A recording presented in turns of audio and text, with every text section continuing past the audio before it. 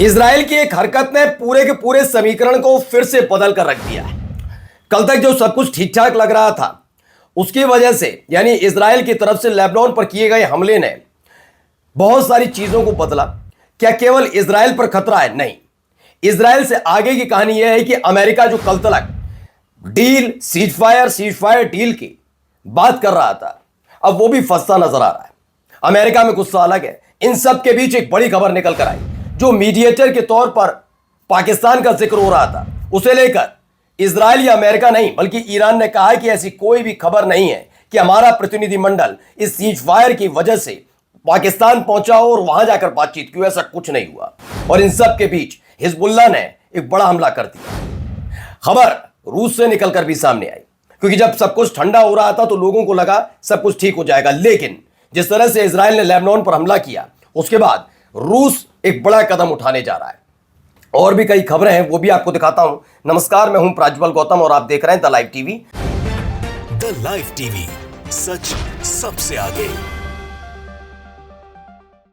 सबसे पहले जरा भाई एक खबर देखिए। फार्स न्यूज एजेंसी है, an informed source denied the news of the Iranian negotiation team's arrival in Islamabad in an interview with Fars. यानी कि इसमें बताया गया है कि ईरान ने पाकिस्तान वार्ता की खबरों को खारिज किया।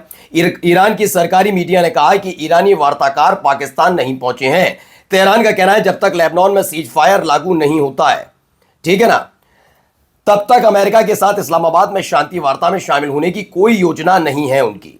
यह क्लियर कर दिया गया, किसी भी तरह का नहीं होगा सीज फायर का मसला क्लियर है कि हमारे कोई प्रतिनिधिमंडल नहीं पहुंचा। जब तक लेबनान पर जो हमले हो रहे हैं वो बंद नहीं होते, तब तक किसी भी तरह का कोई सीज फायर नहीं होगा। क्योंकि 2 हफ्ते का समय इसी का था कि 2 हफ्ते में बैठकर नेगोशिएट किया जाएगा। नेगोशिएशन का मतलब यह था कि बैठकर बातचीत की जाएगी, ये करना क्या है, आगे क्या सोचा गया है, क्या रणनीति बनाई जाएगी, कैसे इसे परमानेंट सीज फायर में तब्दील किया जाएगा। अब क्लियर कर दिया गया कि जब लेबनान पर हमला इजराइल ने किया, उसी दिन से ये नेगोशिएशन जो ये पूरा का पूरा सीज फायर वाला मामला था, हमने खारिज कर दिया है। ये कहना है किसका? ईरान का। ईरान की तरफ से क्लियर कर दिया गया, कोई सीज फायर की बात नहीं हो रही। जहां इधर हो रहा था उधर दूसरी तरफ देखिए मिसाइल दाग दी।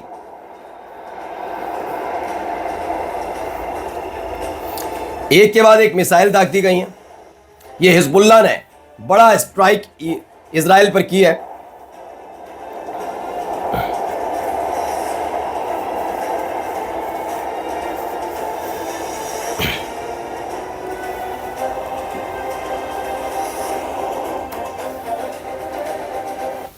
तो precious missile launch target military infrastructure in Israel's Carmel.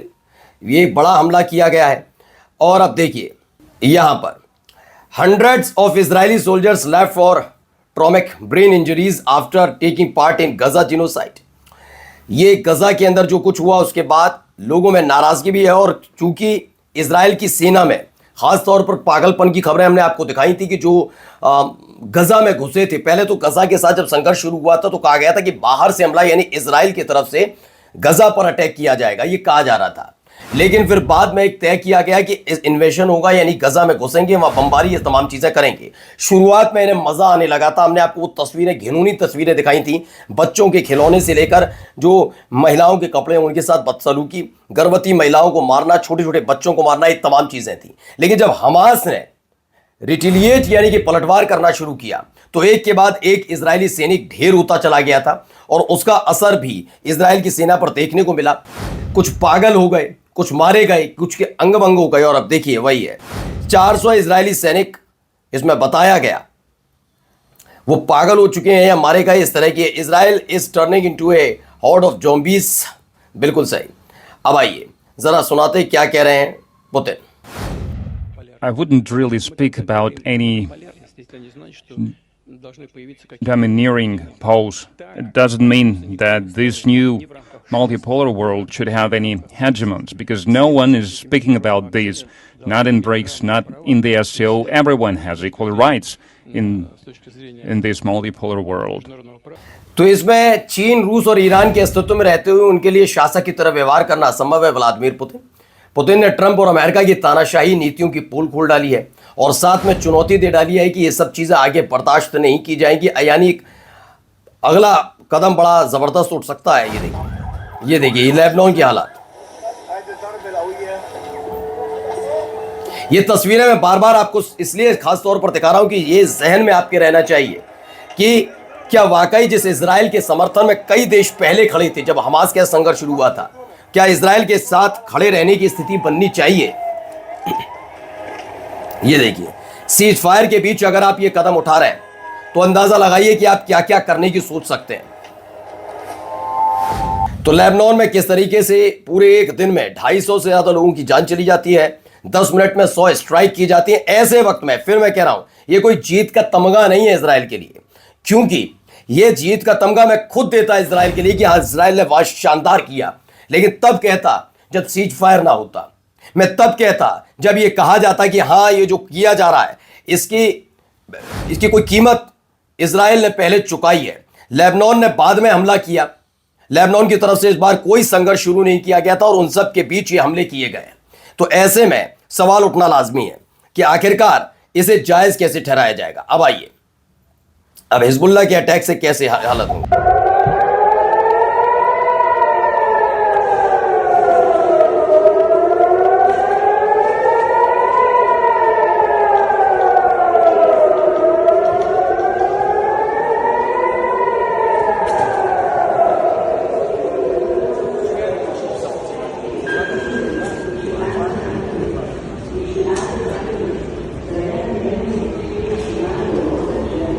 ये एयरपोर्ट पर सन्नाटा, सिर्फ सायरन की आवाजें। बेन गुरियन एयरपोर्ट पर तेल Aviv after a missile were launch by Hezbollah. Hezbollah ने जब ये मिसाइल दागी उसके बाद की स्थिति है। आइए एक और वीडियो देखिए जरा, यहां पर कितने ड्रोन नजर आ रहे हैं।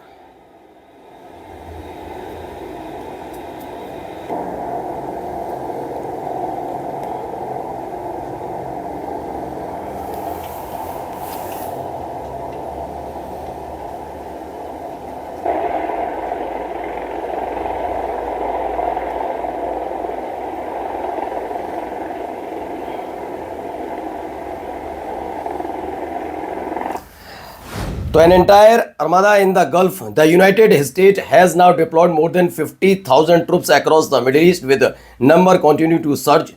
यानी कि सीज फायर के बीच 2 हफ्ते के भीतर मैंने जो कहा था आपसे कि जो ईरान का भी मानना था कि सीज फायर का बहाना बनाकर यहाँ पर कैसे भी करके अपने रसद को, अपने ट्रूप्स का जो ट्रूप्स हैं उनको बढ़ाने की कोशिश कर सकता है इजराइल और अमेरिका, और वो किया जा रहा है। अब ये देखिए लेबनान में क्या हो रहा है।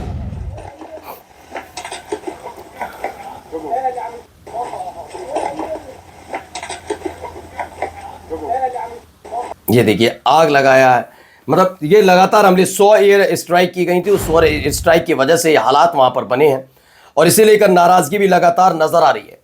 ये नबते लेबनान है, entire residential block reduce to rubble after an Israeli air strike, civilian homes turn to dust, यानी पूरी तरह से खंडर में तब्दील हुए। और अब आइए अगली खबर क्या है। हमलावरों को हम नहीं छोड़ेंगे, सीज फायर के बाद मुस्तफा खामनेई का यह ऐलान है। सुप्रीम लीडर है ईरान के नए सुप्रीम लीडर मुस्तफा खामनेई ने अमेरिका के साथ सीज फायर के बाद पहली बार बयान जारी किया। उन्होंने कहा स्ट्रेट ऑफ हॉर्मुज को लेकर हम नए चरण में पहुंच चुके हैं। मुस्तफा ने कहा कि हमारे दक्षिणी पड़ोसियों के लिए कहूंगा कि आप एक चमत्कार की गवाह बन रहे हैं, इसे सही नजरिए से देखें और सही पक्ष में खड़े हों। हमारे देश पर हमला करने वाले अपराधी हमलावरों को हम नहीं छोड़ेंगे, ये क्लियर कर दिया गया।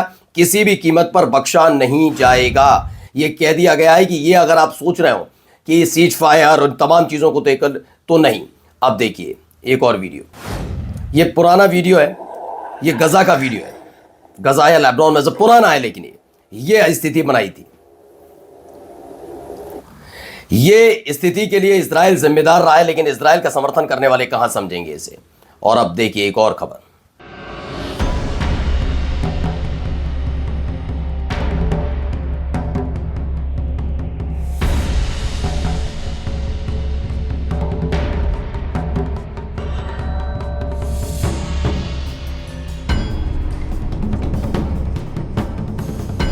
So over 60 nations have joined Indonesia in harshly condemning the repeated attack on UN peacekeepers in Lebanon। Lebanon में हमले को लेकर ये 60 देशों ने नाराजगी व्यक्त की है और इसी को लेकर अब एक एक करके इजराइल गिरता जा रहा है। नमस्कार। द लाइव टीवी, सच सबसे आगे।